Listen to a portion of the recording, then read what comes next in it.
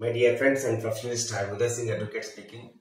So, ನೀವೆಲ್ಲರೂ ಸಹ ನನ್ನ ಚಾನೆಲ್ ಅನ್ನು ನೋಡ್ತಾ ಇದ್ದೀರಿ ಅಂತ ನಾನು ಅಂದ್ಕೊಂಡಿದ್ದೀನಿ. ಶೇರ್ ಮಾಡಿ, ಲೈಕ್ ಮಾಡಿ, ಕಮೆಂಟ್ ಮಾಡಿ ಮತ್ತು ನನ್ನ ಚಾನೆಲ್ಗೆ ಇನ್ನೂ ಯಾರ್ಯಾರು ಸಬ್ಸ್ಕ್ರೈಬ್ ಆಗಿಲ್ಲ ದಯವಿಟ್ಟು ಸಬ್ಸ್ಕ್ರೈಬ್ ಆಗ್ಬೇಕಂತ ಕೇಳ್ಕೊಳ್ತಾ ಇವತ್ತು ನಾನು ಇನ್ನೊಂದು ವಿಷಯವಂತ ಇಟ್ಕೊಂಡು ನಿಮ್ಮ ಮುಂದೆ ಬಂದಿದ್ದೆ. ನಾನು ಇವತ್ತು ಆಯ್ಕೆ ಮಾಡ್ಕೊಂಡಿರ್ತಕ್ಕಂಥ ವಿಷಯ ಅಂತಂದ್ರೆ ಇವತ್ತಿನ ಟಿವಿ ಮಾಧ್ಯಮಗಳಲ್ಲಿ ವರದಿಯಾಗಿರ್ತಕ್ಕಂಥ ಮೈಕ್ರೋ ಫೈನಾನ್ಸ್ಗೆ ಸರ್ಕಾರ ಕಡಿವಾಣ ಹಾಕಿದೆ.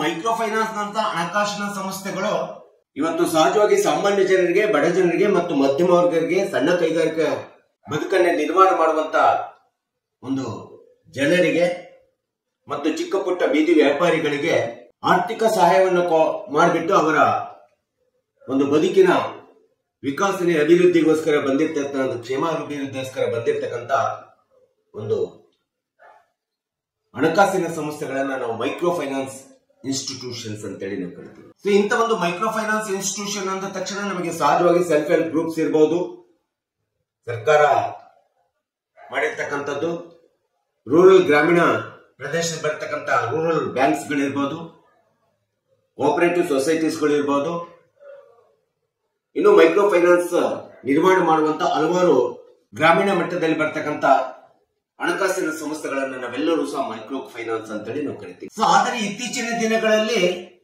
ಇಂಥ ಒಂದು ಮೈಕ್ರೋ ಫೈನಾನ್ಸ್ ಸಂಸ್ಥೆಗಳೆಂಬತಕ್ಕಂಥವು ಪ್ರತಿಯೊಂದು ಗ್ರಾಮೀಣ ಮಟ್ಟದಿಂದ ಹಿಡಿದು ನಗರ ಮಟ್ಟಗಳಲ್ಲಿ ಪ್ರತಿಯೊಂದು ಬೀದಿಗಳಲ್ಲೂ ಸಹ ಇಂಥ ಒಂದು ಮೈಕ್ರೋ ಫೈನಾನ್ಸ್ ಸರ್ಕಾರದ ನೋಂದಣಿಯನ್ನು ಪಡೆಯದೆ ಮತ್ತು ಸರ್ಕಾರದ ನೋಂದಣಿಯನ್ನು ಪಡೆದು ಖಾಸಗಿ ವ್ಯಕ್ತಿಗಳು ಸಹ ವೈಯಕ್ತಿಕವಾಗಿ ಇಂಥ ಒಂದು ಮೈಕ್ರೋ ಫೈನಾನ್ಸ್ ವ್ಯಾಪಾರವನ್ನ ಮಾಡ್ತಾ ಇರ್ತಕ್ಕಂಥದ್ದು ನಾವು ನೋಡ್ತಾ ಇದ್ದೀವಿ. ಸೊ ಈ ರೀತಿ ಮೈಕ್ರೋ ಫೈನಾನ್ಸ್ ಸಂಸ್ಥೆಗಳು ಆರ್ಥಿಕ ಸಹಾಯವನ್ನ ಬಡ ಜನರಿಗೆ ಕೊಡಬೇಕು, ಕಾರ್ಮಿಕರಿಗೆ ಕೊಡಬೇಕು, ಚಿಕ್ಕ ಪುಟ್ಟ ವ್ಯಾಪಾರಿಗಳಿಗೆ ಕೊಡಬೇಕೆಂಬತಕ್ಕಂಥ ಉದ್ದೇಶಕ್ಕೋಸ್ಕರ ಸರ್ಕಾರ ಈ ಒಂದು ಮೈಕ್ರೋ ಫೈನಾನ್ಸ್ ಸಂಸ್ಥೆಗಳಿಗೆ ಒಂದು ಅವಕಾಶ ಮಾಡಿಕೊಟ್ಟಿದೆ. ಸೊ ಇಂಥ ಒಂದು ಮೈಕ್ರೋ ಫೈನಾನ್ಸ್ ಸಂಸ್ಥೆಗಳು ಇವತ್ತು ಒಂದು ಕಮರ್ಷಿಯಲ್ ಮಾಫಿಯಾಗಿ ಪರಿವರ್ತನೆ ಆಗ್ತಾ ಇರ್ತಕ್ಕಂಥದ್ದು ಒಂದು ಸೂಚನೀಯ ಅಂಶ ಅಂತೇಳಿ ನಾವು ನೋಡ್ತೇವೆ. ಸೊ ಇವತ್ತಿನ ದಿನಗಳಲ್ಲಿ ಟಿವಿ ಮಾಧ್ಯಮಗಳಲ್ಲಿ ವರದಿಯಾಗಿರುವಂತೆ ಸಾಲು ಸರಣಿ ಸಾವುಗಳು, ಆತ್ಮಹತ್ಯೆಗಳು ಇವತ್ತು ಮೈಕ್ರೋ ಫೈನಾನ್ಸ್ ಅನ್ನ ಸಾಲ ತೆಗೆದುಕೊಂಡು ತೀರಿಸಲಾಗದೆ ಇರತಕ್ಕಂಥ ರೀತಿಯಲ್ಲಿ ಇವತ್ತು ಸಾಮಾನ್ಯ ಜನರು, ಬಡ ಜನರು, ಶೋಷಿತ ವರ್ಗಕ್ಕೆ ಒಳಗಾಗಿರ್ತಕ್ಕಂಥ ಜನರು ಇವತ್ತು ಸಾವುಗಳನ್ನ ಕಾಣ್ತಾ ಇರ್ತಕ್ಕಂಥದ್ದು ನಾವು ನೋಡ್ತೀವಿ. ಇದು ಸರ್ಕಾರದ ಗಮನಕ್ಕೆ ಕೂಡ ಬಂದಿರತಕ್ಕಂಥದ್ದು. ಈ ರೀತಿ ಜನರ ಪ್ರಾಣ ರಕ್ಷಣೆಯನ್ನು ಉಳಿಸಲಿಕ್ಕೋಸ್ಕರ ಆತ್ಮಹತ್ಯೆಗಳನ್ನ ಸಾಲು ಆಗತಕ್ಕಂಥ ಆತ್ಮಹತ್ಯೆಗಳನ್ನ ಉಳಿಸಲಿಕ್ಕೋಸ್ಕರ ಇವತ್ತು ಕರ್ನಾಟಕ ಸರ್ಕಾರ ಈ ಒಂದು ಮೈಕ್ರೋ ಫೈನಾನ್ಸಿನ ಸಂಸ್ಥೆಗಳ ಇಲಾಖೆಗಳ ಉನ್ನತ ಅಧಿಕಾರಿಗಳ ಸಭೆಯನ್ನು ಕರೆದುಬಿಟ್ಟು ಯಾವುದೇ ಒಬ್ಬ ವ್ಯಕ್ತಿಯ ಸಾಮರ್ಥ್ಯಕ್ಕೆ ಅನುಗುಣವಾಗಿ ಸಾಲವನ್ನು ಕೊಡಬೇಕು, ಸಾಮರ್ಥ್ಯ ಮೀರಿ ಸಾಲವನ್ನು ಕೊಡಬಾರದು ಈ ಒಂದು ಮೈಕ್ರೋ ಫೈನಾನ್ಸ್ ಸಂಸ್ಥೆಗಳು ಎಂಬತಕ್ಕಂಥದ್ದನ್ನ ಎಲ್ಲ ಉನ್ನತ ಅಧಿಕಾರಿಗಳಿಗೆ ಒಂದು ತಾಕೀತು ಮಾಡಿರ್ತಕ್ಕಂಥದ್ದನ್ನ ನಾವು ನೋಡ್ತಾ ಇದ್ದೀವಿ. ಸೊ ಇಂಥ ಒಂದು ಮೈಕ್ರೋ ಫೈನಾನ್ಸ್ಗೆ ಸಾಲಗಾರರಿಗೆ ಸಾಲವನ್ನು ಕೊಡುವಂತ ಈ ಸಂಸ್ಥೆಗಳಂತಿದ್ದಾವೆ, ಇವುಗಳ ಕಿರುಕುಳವನ್ನ, ಇವುಗಳ ಹಿಂಸೆಯನ್ನ ಬಡ ಜನರ ಮೇಲೆ, ಸಾಮಾನ್ಯ ಜನರ ಮೇಲೆ, ಸೊ ಇವರಿಂದ ಸಾಲ ತೆಗೆದುಕೊಂಡು ಬಿಟ್ಟು ಆತ್ಮಹತ್ಯೆ ಮಾಡಿಕೊಳ್ಳತಕ್ಕಂತ ಈ ಆತ್ಮಹತ್ಯೆ ಎಂಬತಕ್ಕಂಥ ವ್ಯವಸ್ಥೆಗೆ ಹೋಗಿರ್ತಕ್ಕಂಥದ್ದನ್ನ ತಡೆಗಟ್ಟಬೇಕು, ಜೀವ ರಕ್ಷಣೆಯನ್ನು ಮಾಡಬೇಕು, ಸಾಮಾನ್ಯ ಜನರ ಜೀವನ ರಕ್ಷಣೆ ಮಾಡಬೇಕು ಎಂಬತಕ್ಕಂಥ ಹಿನ್ನೆಲೆಯನ್ನು ಇಟ್ಕೊಂಡು ಇವತ್ತು ಕರ್ನಾಟಕ ಸರ್ಕಾರ, ಅದು ವಿಶೇಷವಾಗಿ ಸಿದ್ದರಾಮಯ್ಯನ ಸರ್ಕಾರ ಒಂದು ಸುಗ್ರೀವಾಜ್ಞೆಯನ್ನ ಕಾನೂನನ್ನ ತರಲಿಕ್ಕೆ ಹೊರಟಿರ್ತಕ್ಕಂಥದ್ದು ಒಂದು ಶ್ಲಾಘನೀಯ ಅಂತೇಳಿ ನಾವು ಹೇಳಬೇಕಾಗುತ್ತೆ. ಸೊ ಇಂಥ ಒಂದು ಮೈಕ್ರೋ ಫೈನಾನ್ಸ್ ಇನ್ಸ್ಟಿಟ್ಯೂಷನ್ಸ್ಗಳು ಸಾಲಗಾರರಿಗೆ ಸಾಲ ಕೊಡಲಿ, ಬೇಡ ಅಂತ ಹೇಳೋದಿಲ್ಲ.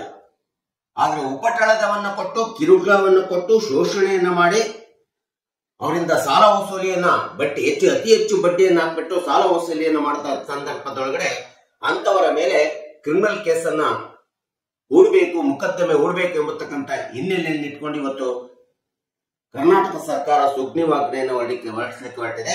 ಈ ಸುಗ್ರೀವಾಜ್ಞೆ ಒಳಗಡೆ ಈ ಎಲ್ಲ ಕೆಳಗಿನ ಕಾನೂನಿನ ಸೂಕ್ತ ಕ್ರಮಗಳನ್ನ ಕೈಗೊಳ್ಳಬೇಕಂತೇಳಿ ಸರ್ಕಾರ ನಿರ್ಣಯ ಮಾಡಿದೆ.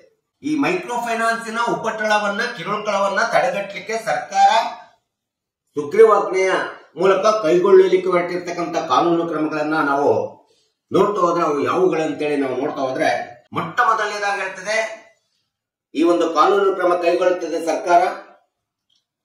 RBI ನಿಯಮಗಳನ್ನ ಮೀರಿ ಯಾವುದೇ ವಿಧವಾದಂತ ಸಾಲಗಳನ್ನ ಮೈಕ್ರೋ ಫೈನಾನ್ಸ್ ಕೊಡಬಾರದು ಸಾಲಗಾರರಿಗೆ. RBI ನಿಯಮಗಳ ಪ್ರಕಾರ ಸಾಲವನ್ನು ಕೊಡಬೇಕು. ಇದು ಮೊಟ್ಟ ಮೊದಲನೇ ಕ್ರಮ. ಯಾಕೆಂದ್ರೆ RBI ನಿಯಮಗಳನ್ನ ಉಲ್ಲಂಘನೆ ಮಾಡಿದಾಗ ಇವರು ತಮ್ಮ ವ್ಯಾಪಾರವನ್ನು ಹೆಚ್ಚಿಸಿಕೊಳ್ಳಿಕ್ಕೋಸ್ಕರ ಎಷ್ಟು ಬೇಕಾದ ಸಾಲವನ್ನ ಹೆಂಗ್ ಬೇಕಾದ್ರೂ ಕೊಡ್ತಾ ಹೋಗತಕ್ಕಂಥದ್ದು ತಪ್ಪು ಅಂತೇಳಿ ಈ ಒಂದು ಕಾನೂನಿನಲ್ಲಿ ಬರಲಾಗ್ತದೆ. ಇನ್ನು ಸಾಲ ಯಾವುದೇ ಒಬ್ಬ ವ್ಯಕ್ತಿ ಸಾಲ ಕೇಳ್ತಾನೆ ಅಂದ್ರೆ ಅವನ ಸಾಲ ಪಡೆದುಕೊಳ್ಳುವಂತ ಸಾಲವನ್ನ ಮರು ತೀರಿಸುವಂತ ಸಾಮರ್ಥ್ಯ ಹೊಂದಿದಾನೋ ಇಲ್ಲೋ ಎಂಬತಕ್ಕಂಥ ನೋಡ್ಬೇಕು. ಮರು ತೀರಿಸುವಂತ ಸಾಮರ್ಥ್ಯಕ್ಕಷ್ಟೇ ಸಾಲವನ್ನು ಕೊಡಬೇಕು. ಒಬ್ಬ ವ್ಯಕ್ತಿಗೆ 2 ಬಾರಿ 3 ಬಾರಿ ಸಾಲವನ್ನು ಕೊಡಬಾರದು ಎಂಬತಕ್ಕಂಥ ಒಂದು ಕಾನೂನು ಕ್ರಮವನ್ನು ಈ ಸುಗ್ರೀವಾಜ್ಞೆ ತರಲಿಕ್ಕೆ ಹೊರಟಿದೆ ಸರ್ಕಾರ. ಇದು ಒಂದು ಅತಿ ಪ್ರಮುಖವಾದಂತ ಅಂಶ. ಇನ್ನು ಸಾಲ ಕೊಟ್ಟಂತ ಸಾಲವನ್ನು ವಸೂಲಿ ಮಾಡಬೇಕಾದ್ರೆ ಮೈಕ್ರೋ ಫೈನಾನ್ಸಿನ RBI ನಿಯಮಗಳ ಪ್ರಕಾರ ವಸೂಲಿ ಮಾಡಬೇಕಾಗುತ್ತೆ.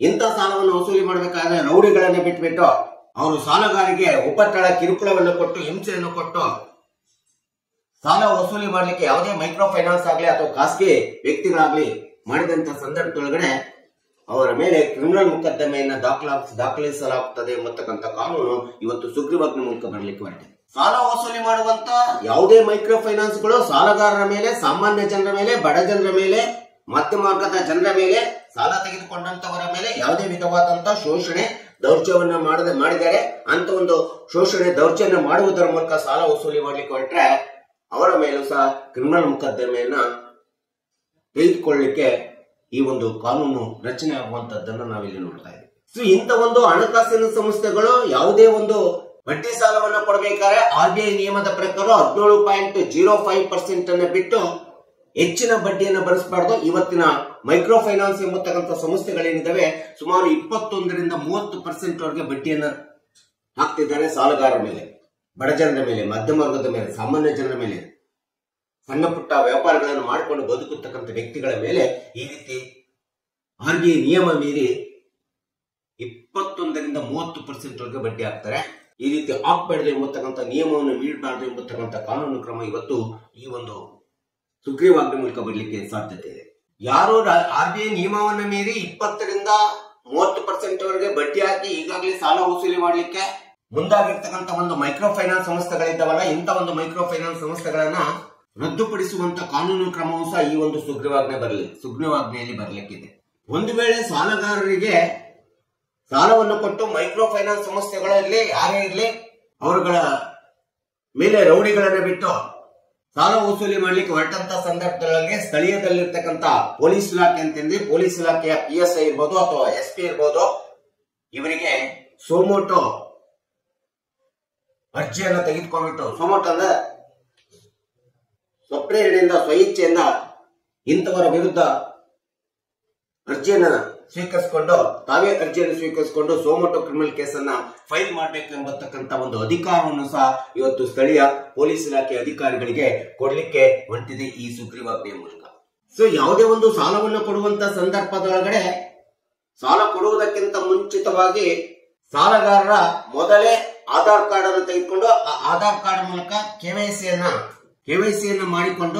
ಮಾಡಿಸಿದ ನಂತರವೇ ಸಾಲಗಾರರಿಗೆ ಸಾಲವನ್ನು ಕೊಡಬೇಕು ಎಂಬತಕ್ಕಂಥ ನಿಯಮವೂ ಸಹ ಇಲ್ಲಿ ಬರ್ಲಿಕ್ಕಿದೆ. ಇನ್ನು ಮೈಕ್ರೋ ಫೈನಾನ್ಸ್ ಗಳಿಂದ ಸಾಲವನ್ನು ಪಡೆದುಬಿಟ್ಟು ಸಾಲ ತೀರಿಸಲಾಗದೆ ಇದ್ದಂತ ಒಂದು ಬಡ ಜನರ, ಸಣ್ಣ ಪುಟ್ಟ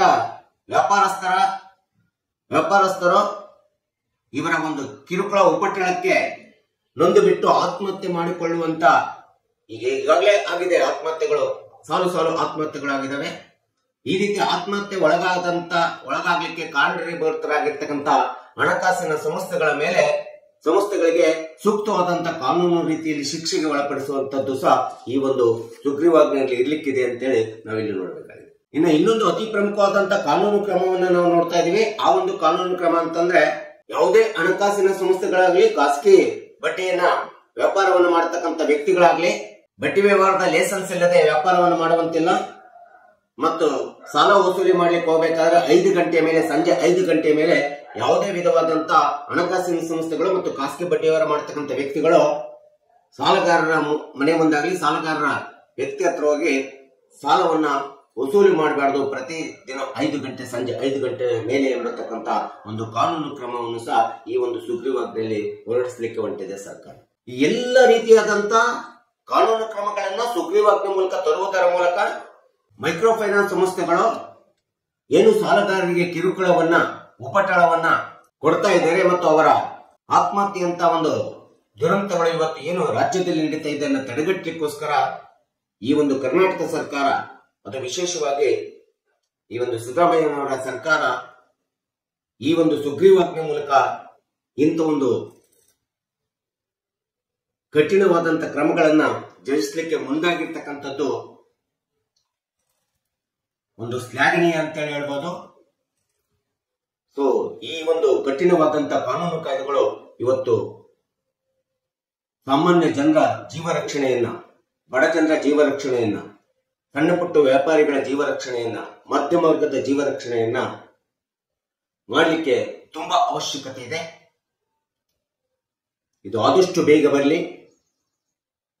ಇಂಥ ಒಂದು ಕಠಿಣ ಕಾನೂನಿನ ಕ್ರಮಗಳು ಬಂದಾಗ ಒಂದು ಸ್ವಸ್ಥ ಸಮಾಜವನ್ನ ನಿರ್ಮಾಣ ಮಾಡಲಿಕ್ಕೆ ಅವಕಾಶ ಆಗ್ತದೆ ಎಂಬತಕ್ಕಂಥ ಒಂದು ಹಿನ್ನೆಲೆಯನ್ನು ಇಟ್ಕೊಂಡು ಸೊ ಈ ರೀತಿ ಸರ್ಕಾರ ಮೈಕ್ರೋ ಫೈನಾನ್ಸ್ ಮೇಲೆ ಕಡಿವಾಣ ಹಾಕಲಿಕ್ಕೆ ಹೊರಟಿರ್ತಕ್ಕಂಥದ್ದು ತುಂಬಾ ಶ್ಲಾಘನೀಯ ಮತ್ತು ಸರ್ಕಾರಕ್ಕೆ ಅಭಿನಂದನೆಗಳನ್ನು ಹೇಳ್ತಾ, ಸೊ ಈ ಎಲ್ಲ ಒಂದು ಅಂಶಗಳು ಇವತ್ತು ಸಮಾಜಕ್ಕೆ, ಕಕ್ಷಿದಾರರಿಗೆ ಮತ್ತು ಸಾಮಾನ್ಯ ಜನರಿಗೆ, ಬಡ ಜನರಿಗೆ ಗೊತ್ತಾಗ್ಲಿ, ಸಾರ್ವಜನಿಕರಿಗೆ ಗೊತ್ತಾಗ್ಲಿ ಎಂಬತಕ್ಕಂಥ ಹಿನ್ನೆಲೆಯನ್ನು ಇಟ್ಕೊಂಡು ಈ ಒಂದು ವಿಡಿಯೋವನ್ನು ನಾನು ನಿಮ್ಮ ಮುಂದೆ ಹೇಳಿದ್ದೀನಿ. ದಯವಿಟ್ಟು ನನ್ನ ವಿಡಿಯೋ ಇಷ್ಟ ಆಗಿದ್ರೆ ಶೇರ್ ಮಾಡಿ, ಲೈಕ್ ಮಾಡಿ, ಕಮೆಂಟ್ ಮಾಡಿ ಮತ್ತು ನನ್ನ ಇನ್ನು ಚಾನೆಲ್ಗೆ ಯಾರ್ಯಾರು ಸಬ್ಸ್ಕ್ರೈಬ್ ಆಗಿಲ್ಲ ದಯವಿಟ್ಟು ಸಬ್ಸ್ಕ್ರೈಬ್ ಆಗ್ಬೇಕಂತ ಕೇಳ್ಕೊಳ್ತಾ ಇವತ್ತಿನ ವಿಷಯಕ್ಕೆ ವಿರಾಮ ಹೇಳ್ತೀನಿ. ನಾನು ಇನ್ನೊಂದು ವಿಷಯ ಅಂತ ಇಟ್ಕೊಂಡು ನಿಮ್ಮ ಮುಂದೆ ಬರ್ತೀನಿ.